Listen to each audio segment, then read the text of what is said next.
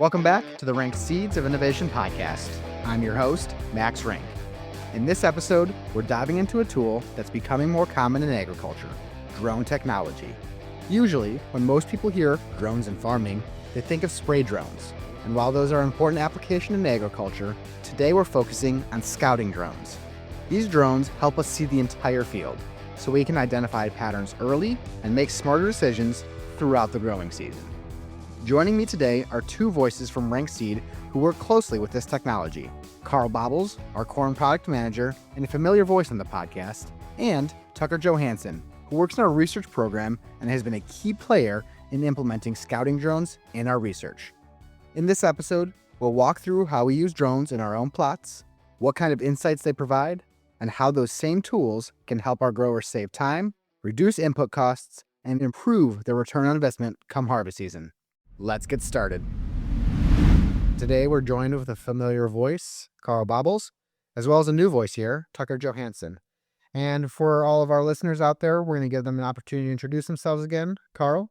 Yeah, I'm Karl Bobholz. I'm the corn product manager here at Renk. Really what I'm doing is bringing the products into the Renk bag for all of our growers out there in the countryside. And Tucker, go ahead and introduce yourself. My name's Tucker Johansen. I'm actually the oldest of the next generation, working my way up with Max within the company here at Renk Seed. And I'm also working in research under Karl, and I've been able to implement some of these fun new drone technologies into research my time here. So, Karl, I know that we had some recent regulation in the drone industry that's affecting us. And what does that look like right now? No, that's a good question. I would say the biggest thing is we always see the headlines saying ban, crackdown, things like that. But really what they're trying to do is the government is trying to limit some new drone technology coming into the marketplace. Right now, it looks like they're just slowing down the process of any new models coming out from foreign-made manufacturers. That might slow down some new technologies, but typically in the industry, what happens with supply and demand, when supply goes down, others come into the market. So we expect more manufacturers of drones and drone technologies coming out of the States and other countries that we are working with and aligned with a lot more effectively. So essentially, we're just trying to limit how quickly foreign producers are introducing drones into the marketplace here, correct? That's pretty much in a nutshell. The biggest thing is there are some government plans, methods that are trying to slow down some of the technologies from our adversaries. And that's kind of what's happening with those China-made drone companies out there right now. What does the drone industry look like in agriculture specifically right now? I think it's amazing what's happened over the last 10 years. 10 years ago, I was in another company, a large company, and they were spending millions of dollars investing in this technology. They were using drones that had no autonomous to it, no way to fly. They were flying themselves. They built a lot of software themselves, trying to find autonomous flights. They built their own software to stitch all these images together, and it was a lot of money. The coolest thing now, you can buy simple drones that have very good cameras on them. You can buy the highest, newest grade models if you want to. They have phenomenal cameras and technologies in them. The coolest thing is you can buy everything off the shelf, including the software. So you can take a simple drone that you can buy on the market. You can use software that's off the shelf for less than $1,000 a year. And you can use that type of drone and make all these data insights that we're going to be talking about today. On that same token, I know Karl just alluded to it, but Tucker, I think it's important for us to draw a distinction between what we're going to be focusing on today and what generally in the marketplace we talk about in drones while farming. I know that's the difference between sprayer and scout drones. Walk us through what the difference looks like there. Yeah, correct. Right now, a lot of people, when they hear drones in agriculture, they go straight to the spray drone. And the spray drone is awesome. But, what we want to talk about and bring to light is that these scouting drones are often overlooked. Spray drone, they're fantastic. There's a lot of technology coming into the market right now, and it's doing a great application of a solution. But these scouting drones are a much better way of gathering the data, all the necessary data that you would need to find problems and then implement these solutions. I guess, what is the key difference between these two drones here? Yeah, so with the spray drone, I'm going to compare it to, it's like an extension of your hands. It solves an issue. It puts down your spray application that you choose, right? Whereas the scouting drone is an extension of your brain. It is something that's going to gather all sorts of different data for you that will help you make an educated decision to implement certain things onto your farm. So it is a much more versatile piece of equipment than just the spray drone. So what you're saying is the spray drone is a pretty narrow application. It does a great job. It does what you need to do, but your scout drone is really helping you drive decisions throughout the season.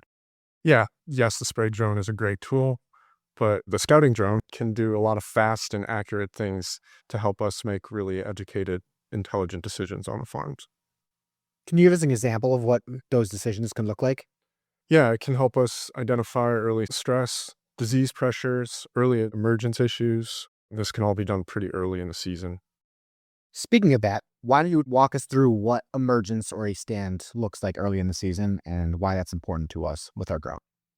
So, scouting drones do a really good job of basically showing us stands within our acres in a whole very effectively.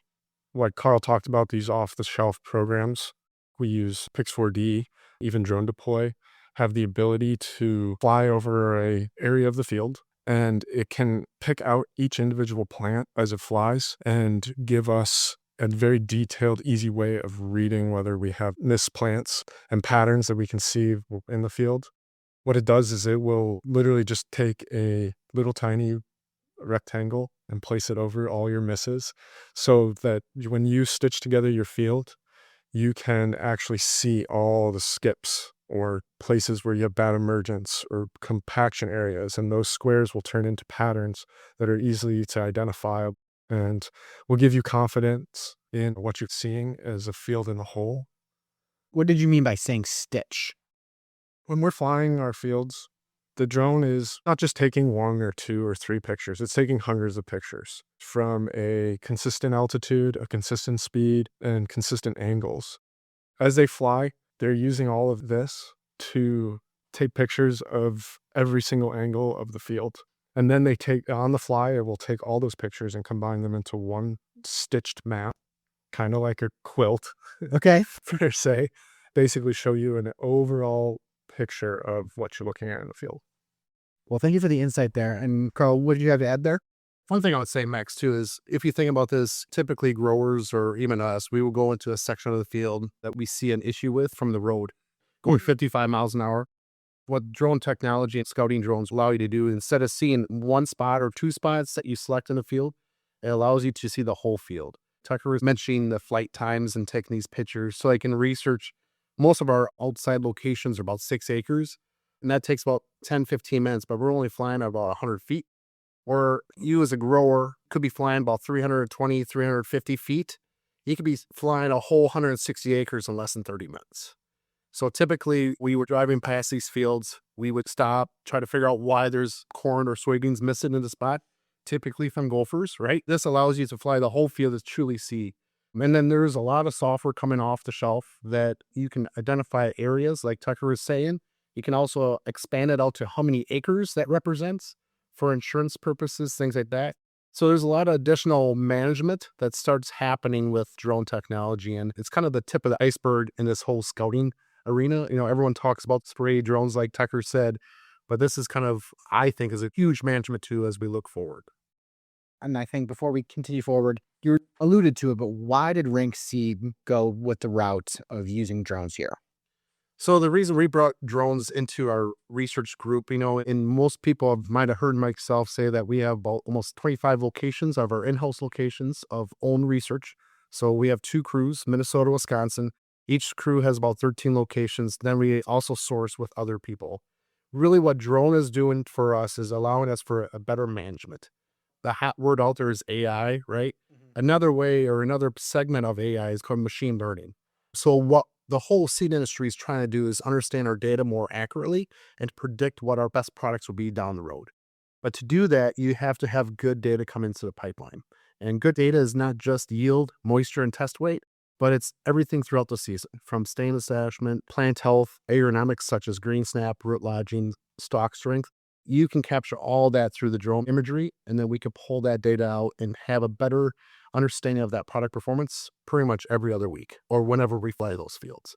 For growers is the same concept. Understanding that data that you're looking at, the harvest data that you submit to the USDA and other sources that you submit your data to, it just allows you to have a very consistent understanding of what your fields are doing on any given year. Bring it back to what these drones are doing for us. You had just mentioned plant health throughout the year. As Tucker had mentioned, the stand and emergence of what we're looking for our plants. What else are we looking for the plant health or our field health, even early season? Another thing that a lot of the new drone technology it does have is weed management. There are tools out there, like I'm seeing sprayers out there that cost a lot of overhead in dollar figures. Some of these scouting drones and some of the software that are on the shelf that you can buy once you fly the field, it has the ability to zoom in. You can select areas based off of, say, the width of your spray booms. If you have a 90-foot spray boom, you probably have 30-foot sections. So you can make 30-foot sections inside of your field, identify weeds. And then there is some AI technology and some of these software that it replicates that across the whole field. So you aren't going 30 foot by 30 foot. If you think about it on 160 acres, what you're doing is you're selecting 5 or 6 areas of the field, and then you select 4, 5, 6 areas of the field that doesn't have weed patches. And the software has good inside machine learning AI technology that it replicates that across.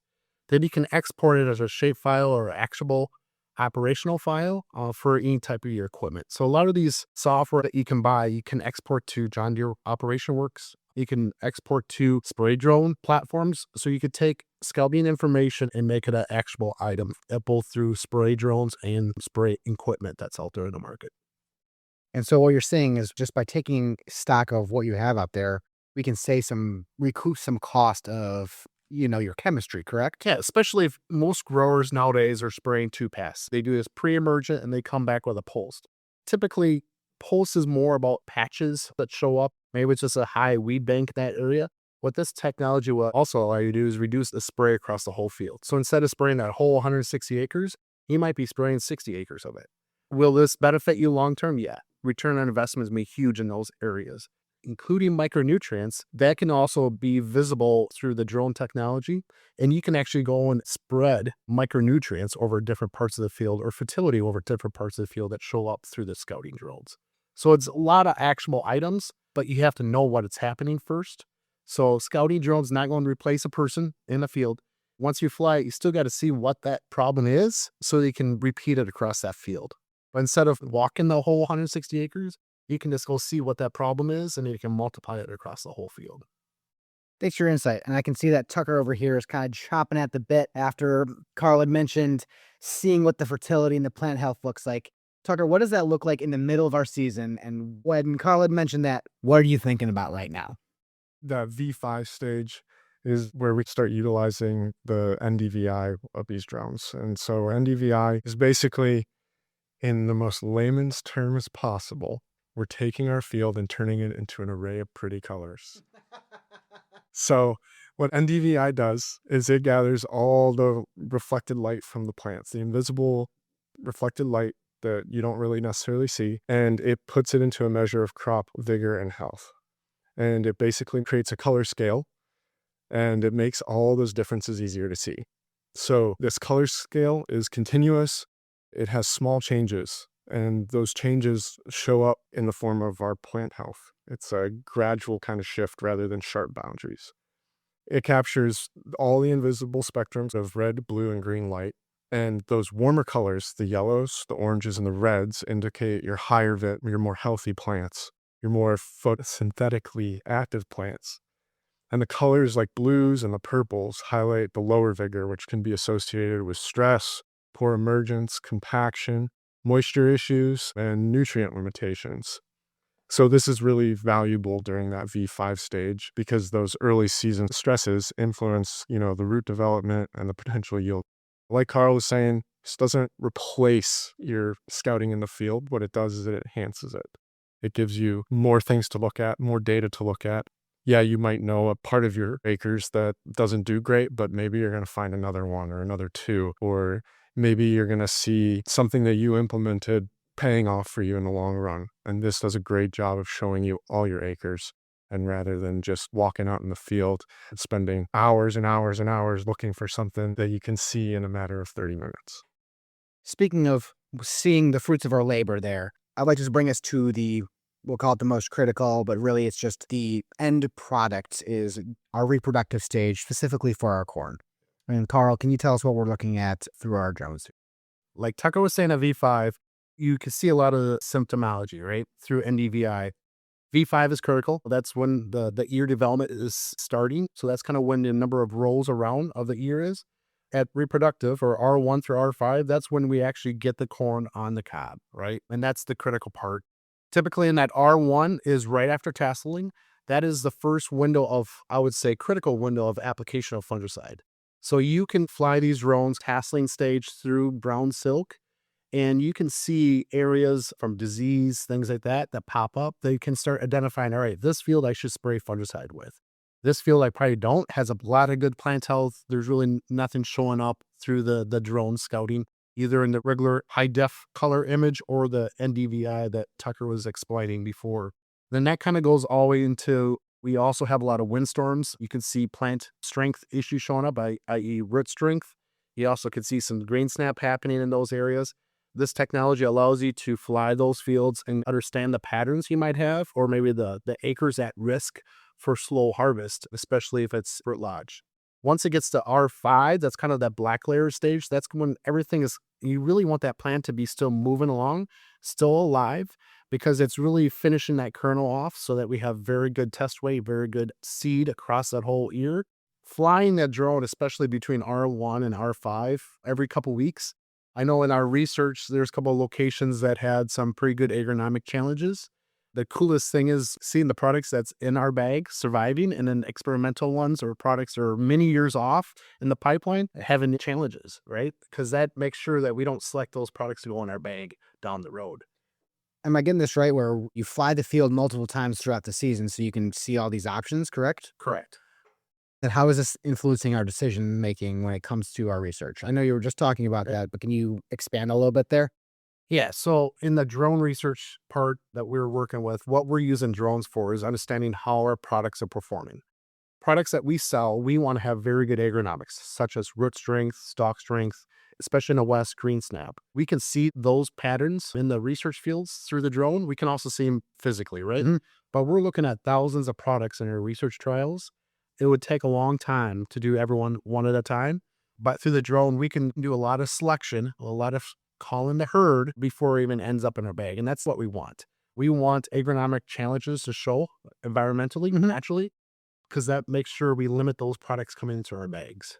Making sure that we're not having any bad products reach rank bag. We correct? try. Mother Nature is one person that we are trying to beat every year, and she wins 99% of the time.